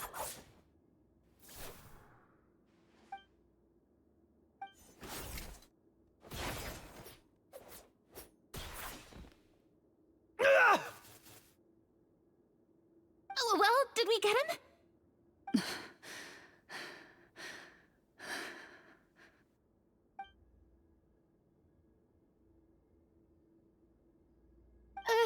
Clorinde? Warm fire flickers across the walls once more. Your vision is now clear. In an impressive display of courage, the four of you successfully defeat the uninvited guest. That look in his eyes. It's like he became an entirely different person as soon as I defeated him. Huh? Mr. Florian? Oh, wait. We're supposed to be role-playing. I should stay in character. Speak your name, guard. Why did you lead us here just to betray us? Is this treasure really more important to you than bringing peace to the kingdom? What kingdom? What peace? Those were nothing but lies! I, Florian, am a true marechaussee hunter, descended from hunters of ages past. So he's also using his real name. Or, wait, was that the name of his character from the very beginning? Then I'm even more confused. If you truly are a marechaussee hunter, shouldn't you want to help us just like you said before? Shouldn't we fight together for the sake of the people? What do you know? In this day and age, there's no glory to be had as a marechaussee hunter. What's that supposed to mean? My skills were passed down to me by my father. We lived a life of obscurity in the remote wilderness. Still, he devoted everything he had to being a marechaussee hunter. And what did he get in return? A life of poverty and pain. In a world that forgot all about him. When he died, not a single person came to mourn his passing. The marechaussee hunters were the ones who saved this city. We're heroes! We deserved more recognition and respect than this! Is he talking about how no one in the capital seems to remember the hunters and their legacy? I didn't expect the script to contain this level of social criticism. So that's why you want to take the treasure for yourself? You feel like you're owed fame and wealth? If you already knew where the treasure was located, why didn't you just come down here and take it? Because I still needed the final key. Only a true marechaussee hunter is capable of passing through this final door. As someone who sought to hurt others for his own gain, Florian lost that right long ago. Okay, but what is this treasure anyway? We've got all the keys, right? So can we just go in and take a look? You're sure you want to go in? We've been talking about it for so long, of course we want to see what's inside! And we've already defeated Florian, right? So he won't try to take it from us anymore. Pesky brats. Watch yourself. Then let's open the door together. All right. Your choice of action is confirmed.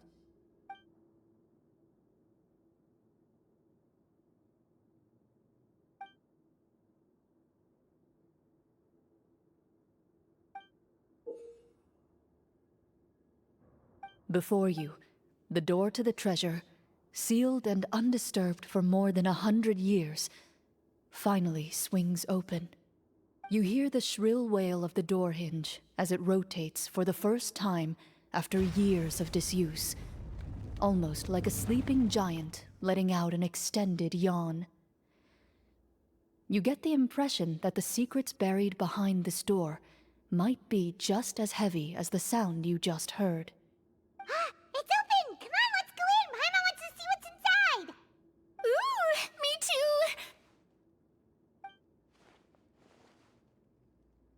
Ugh, uncovering hidden treasure is the most exciting part of adventuring. What do we have here? Uh-huh.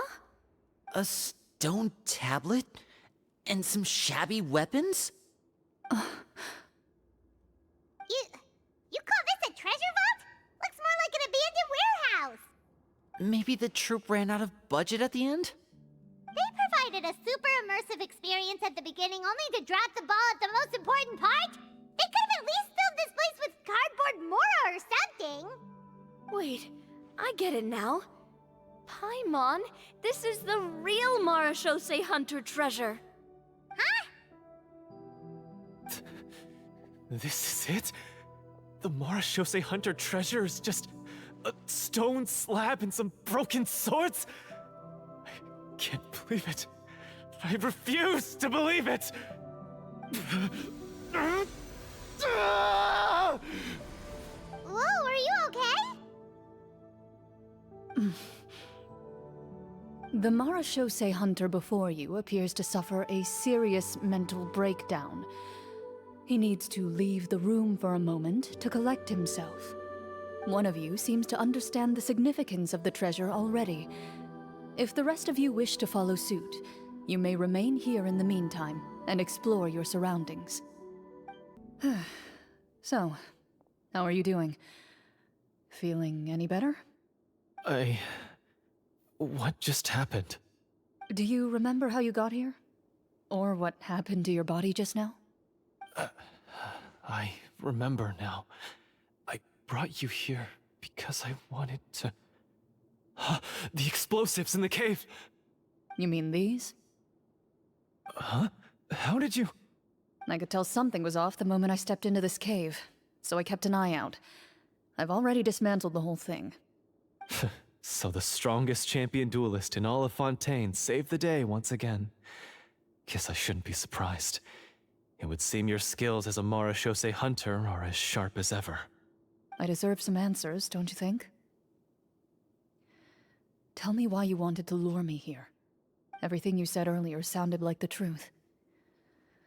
Luckily, your monologue was dramatic enough to convince my friends you were just role-playing. I don't know. I just always felt like there was something in my heart that didn't belong to me. Something agitated and angry. Who knows? Maybe it was my own anger all along. I could never really tell. The feelings about my father and the other Marashose hunters are real.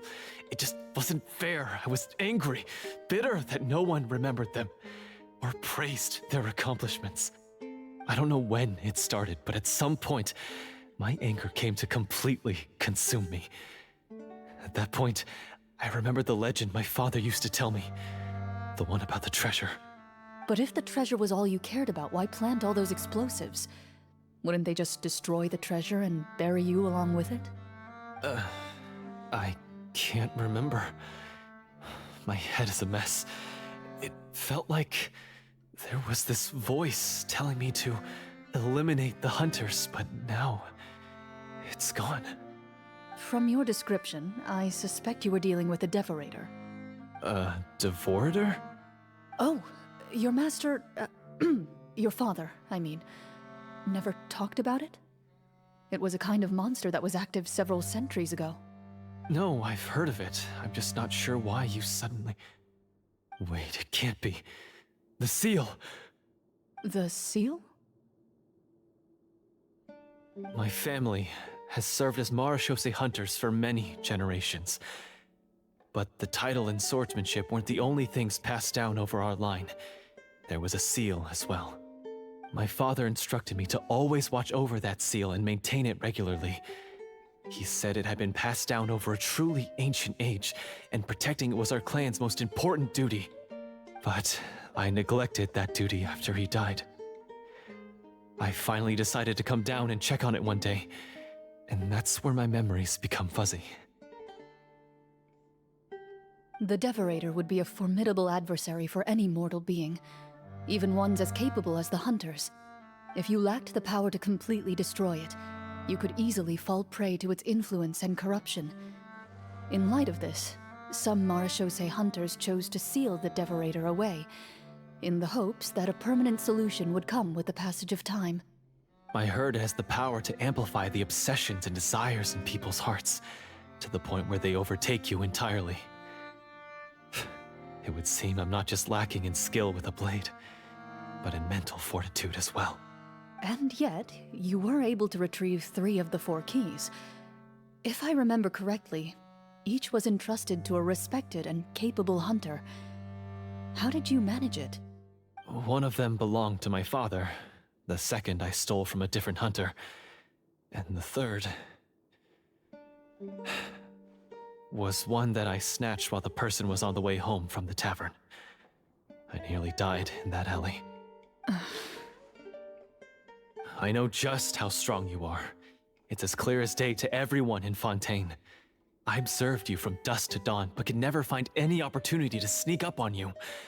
I never even saw you drink a single glass of liquor. The only way I could think to obtain that last key was to lure you here using your hobby, and then... Oh, I get it now. That monster, it wanted to bury you here alongside the treasure. I won't comment on anything else, but the script was good. Well, I did pour my heart and soul into it. The stories my father used to tell me about the glory of the heroic Marechaussee hunters and how they came to be forgotten. It's more than just a story. Huh? You're proud to be a hunter. You're still holding onto that part of yourself, no matter how small. I have done so many despicable things.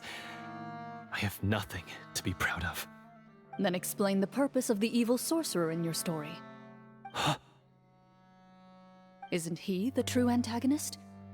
The one who sought nothing but his own gain, and used the people as pawns to attain it? In your heart of hearts, he was the one you truly wanted to defeat. But I've already tainted my sword. I no longer have any right to... Wake up, Florian. Remember how you introduced yourself earlier. Do you really think the hunters acted out of a desire for honor and glory? Or to be loved and acknowledged by the people?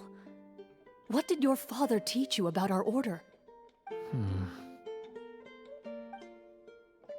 You do not wield your sword for yourself, but to protect those you serve. There's nothing special about a blade. It's the intentions of the wielder that matter above all else. Do you still not understand? Even after seeing the treasure for yourself? The contents of that room, they represent the true legacy the hunters left behind. You're right. I am a Marechaussee hunter. It's time for me to redeem, no, to finally serve the people I vowed to protect all along. I wouldn't be so quick to push aside the need for redemption. I know. That's a charge I won't bother to defend myself against. Good. Then, come with me, and help me see the script through to the end. Huh? See the script through to the end? But there's no more script left. Never finished it, huh? No, I mean, I wrote the script with the sole purpose of luring you all here. There was no reason to write beyond this point. Then we'll just have to keep writing it. The evil sorcerer still needs to be defeated. You mean the Devorator? Are you saying I have to make up the rest of the script as we go along? Is that really so hard? You've already written most of it. Surely you can write an ending where the hunters win and justice prevails. I'll be there to help you too. You aren't afraid your party will fall into danger? I know what my friends are capable of, and they're all quite skilled. Besides, I need their help. Then, are you going to tell them the truth about all this? I don't intend to spoil the fun. Sometimes, protecting dreams and fantasies is more important than exposing the truth. Don't you think?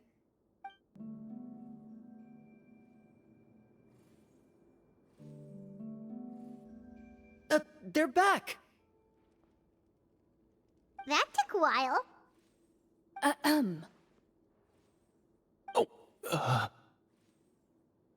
Ahem! My fellow Marashose hunters, please forgive me, for I have sinned. Tone it down. Sorry. After crossing swords with you and witnessing your courage in battle, I've rediscovered my true self and regained my pride as a Marashose hunter. Oh, do I smell a redemption arc? I confess, I was brainwashed by the evil sorcerer. He asked me to lure you here so he could bury you in this cave. That little... Wait, you're saying all of that wasn't you, but the evil sorcerer? That's right. He's adept at manipulating the hearts and minds of the people. I fell under his influence because I did not possess a strong enough sense of will. Huh! And how are you going to prove that you're a changed man? We're not going to fall for the same trap twice.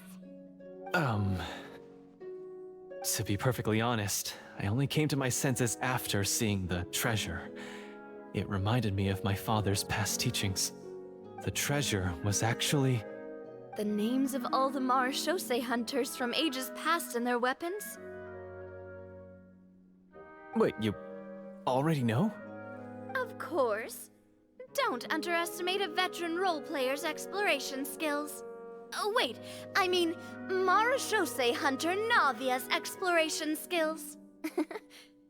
We just finished reading through the content of the stone tablet. That tablet recorded the lives of some fascinating people. For example, this Marashose hunter called Est. She inherited the responsibilities of the Golden Hunter and passed judgment on many people. But in private, she had a very easygoing personality. Her favorite pastime was singing and dancing with her friends, and she was said to have a beautiful voice. So, she was just like you. Oh, you really think so? Well, when you put it that way, I suppose I also have a few things in common with this Walter. Working as an executioner, he supposedly used a countless number of tricks to confound his enemies in battle. Oh, if only I could have seen the feats of magic he pulled off back then. Their lives were all so exciting. You could write so many cool books about their accomplishments. How could they have all been forgotten? Because they chose to be. To hunt monsters that only appear in the shadows, you must also operate in the dark. To be a Marashose hunter is to willingly give up on wealth and fame. Then this stone tablet must have been left behind by their companions. That's right. Few Marashose hunters ever revealed their identity to the public. They always protected the city from the shadows. The only time they spoke of their accomplishments would be at night, when they gathered with their fellow hunters in front of the bonfire to share stories of the monsters slain by their hand. So, this tablet was created not so that the hunters would be remembered by the people, but so that they would be remembered by each other. No wonder this place was so well hidden. You regard the stone tablet in solemn silence. The names of your comrades etched onto its surface serve as a reminder that you are never truly alone. The tablet proves that, although a hunter walks a shrouded path, it is not a solitary one. There will always be those who walk beside you, a fact that remains as true today as in ages long past. Their legacies shall continue to be passed down from generation to generation, as everlasting as the stone onto which their names are carved.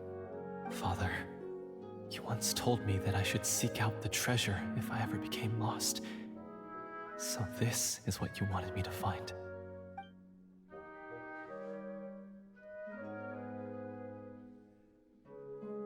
Thank you, my friend. You are very kind. I implore you, everyone, please give me a chance to make up for all I've done. Allow me to fight alongside you and defeat the evil sorcerer that threatens the peace and prosperity of everyone in this kingdom. Well, I say we let you join. Sounds good to me too. Everyone makes mistakes. What matters is what you do to make up for them. I have no objections, but Mr. Florian, do you even know how to defeat the evil sorcerer? When he took over my mind, I gained some insight into his thoughts. Every time I thought of the treasure, he reacted with a strong sense of fear. Huh? He's afraid of the treasure? But there's nothing here except some broken weapons and the stone tablet. What if the secret's hidden inside these weapons? GM, permission to investigate.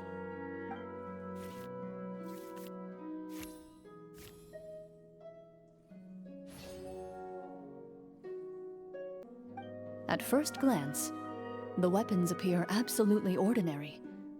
But as you observe them, you notice a faint energy emanating from within. These blades have slain countless monsters. Though it's been a long time since they were used in battle, their edges remain sharp, as if they're simply waiting for the next worthy hunter to carry on their legacy. So basically, take these with us, right? I'll take this weapon, since it used to belong to Est. Maybe it'll find comfort in being held by someone who appreciates the arts. Ah, good idea.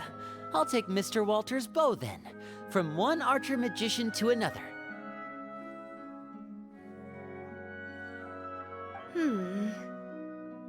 Paimon's gonna pick a cool weapon too!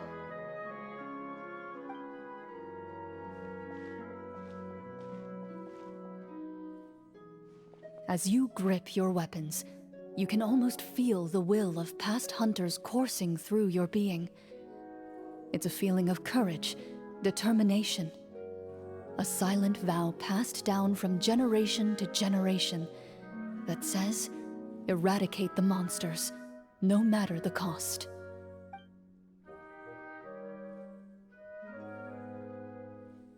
Mr. Florian, do you know where to find the evil sorcerer? I was able to see his surroundings when our minds were connected. I believe he's currently hiding out at the church in the kingdom. We must be extremely careful. He's spent so long living among monsters that he's now taken the form of one. He will not be easily defeated. Then why don't we explore some more and try to find some higher level gear? We don't want to just fight him and lose, right?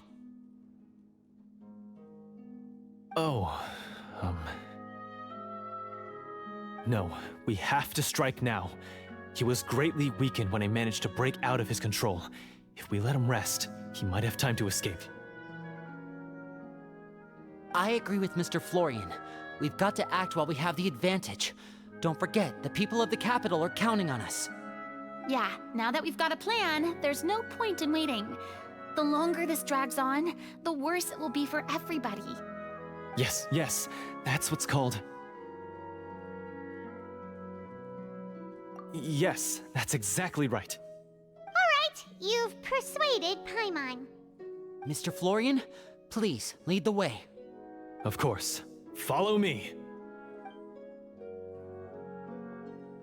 He had to set up so many scenes today, and now he has to join in for this last part. I really don't envy his job.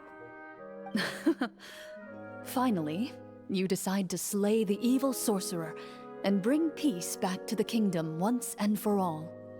As you walk away, you feel the gaze of the stone tablet at your back, as if all the hunters of the past are wishing you success in the battle ahead and awaiting your triumphant return. Finally, you arrive at the church Florian described. As you approach, an ominous aura surrounds you. You get the sense that your enemy is close at hand. How strange. This uneasy feeling seems so real. How did they manage that? Now, it is time for the final battle. Let's go!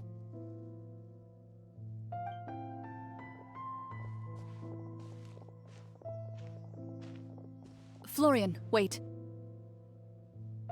What's wrong? I think you should wait outside.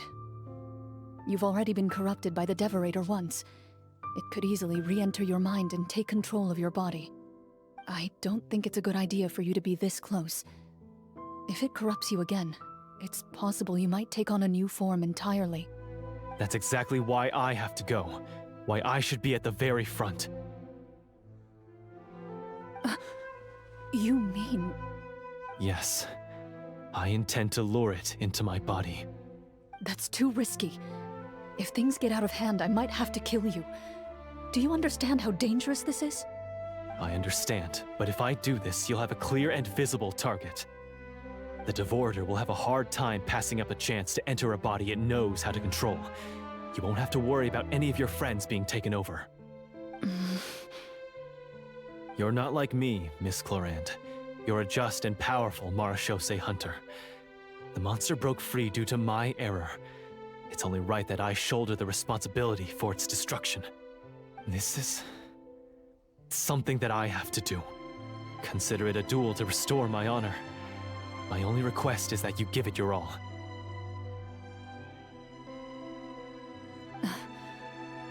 I understand. Then, as a champion duelist, I hereby accept your request for a duel, and extend to you my most sincere regards. Thank you. The battle is now upon us. Let the Devorator once again tremble under the blade of the marechaussee hunters.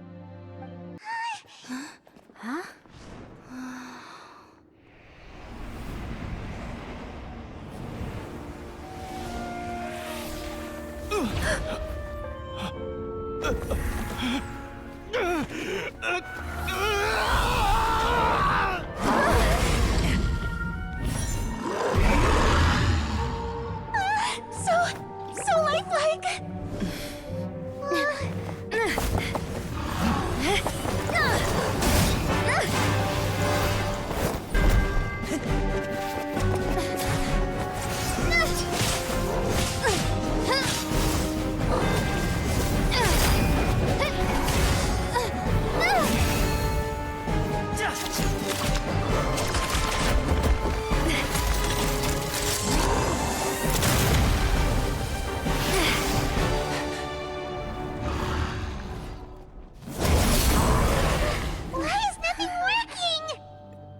This foe is not invincible. You hold the treasure, the power to defeat it, in your own 2 hands. The treasure? You mean... the names! It's the marechaussee hunters' names! How are we supposed to... You forget, Paimon? There's still one skill we saved until the very end. Hunters fight not for fame, but to aid the people whenever they are summoned. Walter the Marechaussee Hunter, master of 1,000 tricks, executioner of the Phantom Hunters, I call for aid! Est, the Marechaussee Hunter, inheritor of Cassiodor's will, judge of the Shadow Hunters. Answer my call!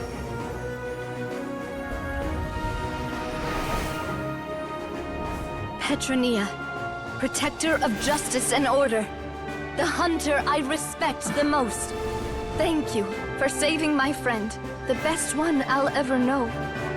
Please, lend us your strength!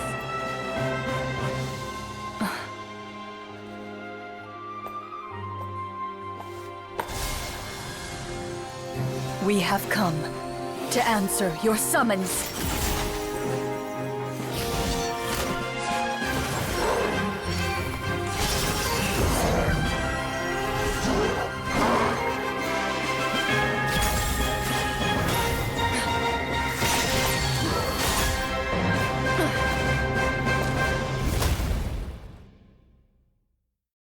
And so, the monsters were eradicated, and the sorcerer was defeated.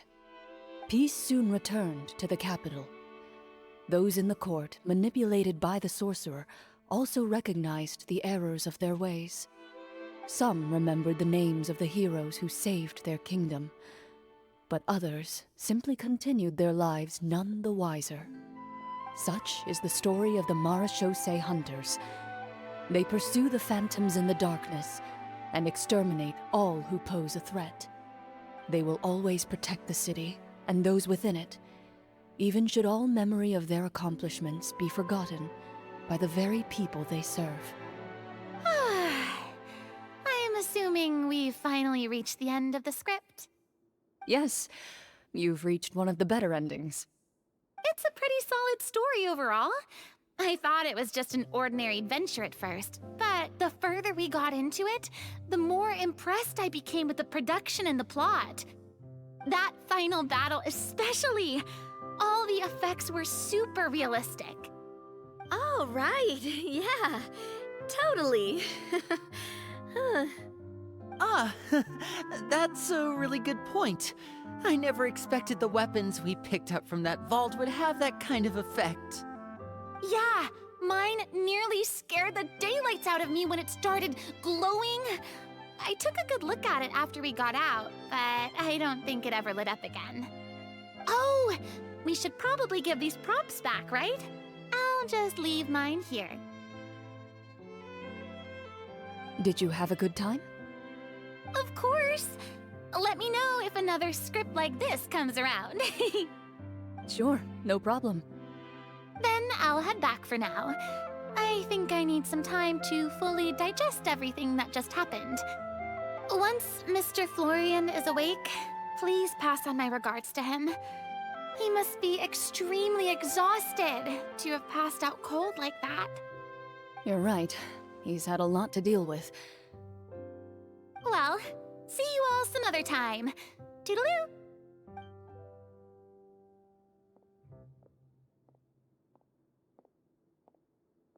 Okay, so, can I ask now? I think it should be fine, yeah. What in the world was going on back there? So you saw through all of that? That time in the cave when you told us to close our eyes, it'd be weirder if we didn't notice anything. I was dying of curiosity the entire time. I mean, you did a pretty bang-up job of pretending nothing had gone wrong. Farina actually looked like she thought all of it was planned. Guess none of us wanted to be the one to break the illusion. What are you all talking about? Oh, wait. Don't tell me you never... Ugh, this is all my fault. It's not too late to cover your ears. Here, partner, I'll do it for you. Bit late for that, don't you think? You're saying everything that happened back there wasn't actually part of the script? It's probably more accurate to say this was never a real scripted story to begin with. What?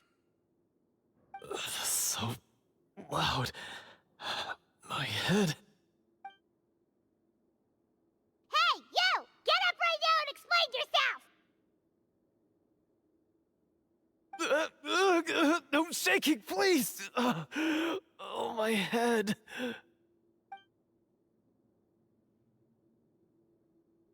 Did Paimon just hear that right? You guys made up that whole last part on the spot? It's not nice to lie to people, but Paimon's gotta admit, that was a really good story, Florian.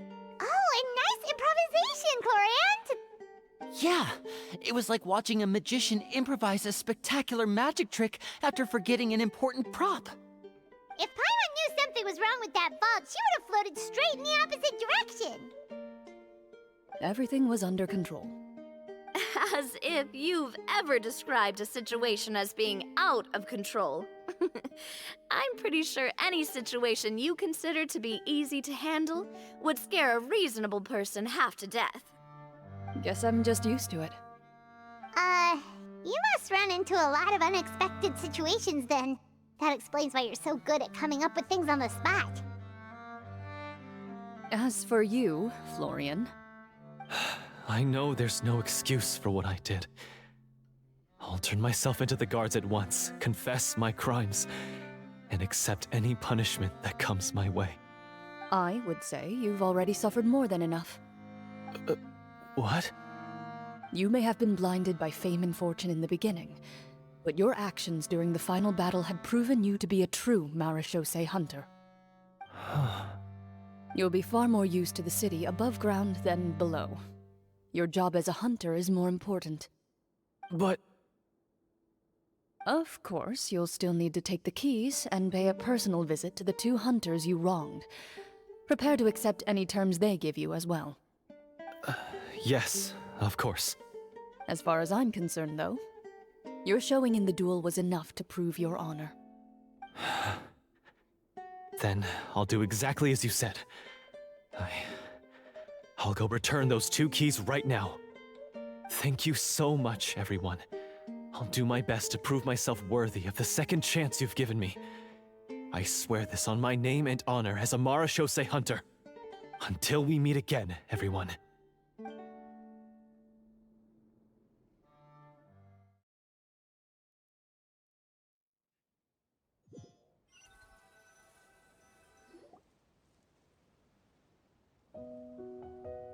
Speaking of marechaussee hunters, what should we do about the treasure in that cave? Leave it be. Are you sure? We could show it to people, make it so that the hunters are remembered. Don't you want that? No. Every name on that tablet made the same choice. All hunters know what the path entails. I am no exception. My identity as a marechaussee hunter is not something I need people to remember. I wish only to be recognized as a champion duelist. Nothing more. That's certainly very different from the path of a magician. Still, I admire your decision. Wait! I just remembered something. If there were no special effects involved, why did our weapons begin to glow during the battle? That's because the marechaussee hunters of ages past would often imbue their weapons with special enchantments to suppress the monsters. Whenever a monster was nearby, their weapons would start to glow.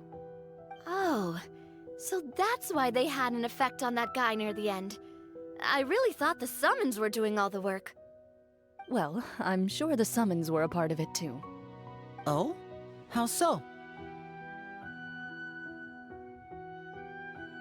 This particular devorator probably hailed from the same era as the hunters we saw in the room. The names you recited all belonged to the bravest hunters. Countless monsters fell to their blades. That's likely why the devorator visibly reacted when you said them out loud. So the names held the power all along! Navia, everything you said during your summon. Huh? Oh, I meant what I said. I mean, it was true to my character, so yeah, I'm glad you heard it. Just don't make me repeat myself. It's embarrassing. I really appreciated those words. All right. Don't get all sentimental on me. Anyway, let's not talk about that anymore. I'm going to go on ahead. Don't fall too far behind now. She ran off! I should probably head back as well. This story was truly incredible. I might have to spend the whole night telling my siblings all about it. Goodbye.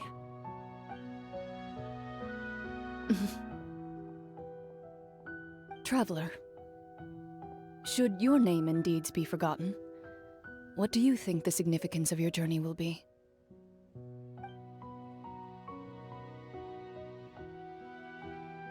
I suppose the significance would be the journey itself and the world we helped create. There's still value in the time I shared with everyone here, in the things we were able to accomplish, even if no one remembers them. A great answer. I'll remember it. Me? The marechaussee hunter says nothing in response to that question. Perhaps her answer lies in her silence, an unspoken vow left to echo through the night. The path she walks needs no explanation.